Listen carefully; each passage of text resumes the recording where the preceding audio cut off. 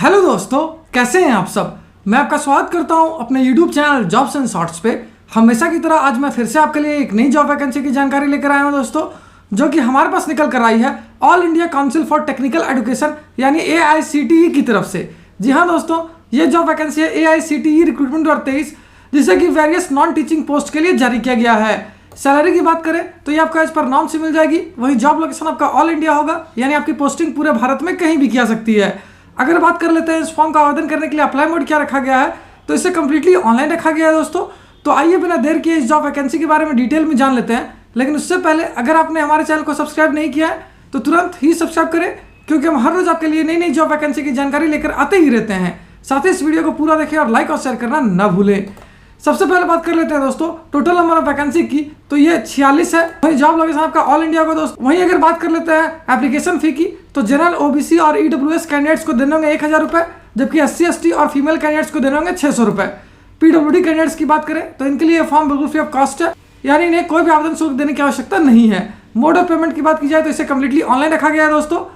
वहीं अगर important dates की बात करें तो इस फॉर्म को भरने की प्रक्रिया 16 अप्रैल 2023 से स्टार्ट हो जाएगी, जो कि 15 मई 2023 तक चलेगी। वहीं अगर एग्जामिनेशन डेट की बात करें तो इसे अभी नोटिफाई नहीं किया गया है, जैसे ही अपडेट्स आएंगे हमारे चैनल पे अपडेट किया जाएगा।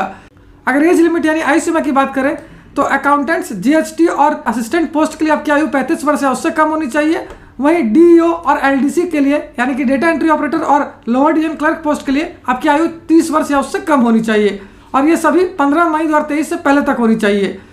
वहीं अगर पोस्ट वाइज वैकेंसी डिटेल्स की बात करें तो अकाउंटेंट के लिए टोटल 10 वैकेंसी है, जिसमें कि अनरिजर्व्ड कैटेगरी के लिए 6, SC कैटेगरी के लिए 1, OBC कैटेगरी के लिए 2, वहीं EWS कैटेगरी के लिए 1 वैकेंसी है।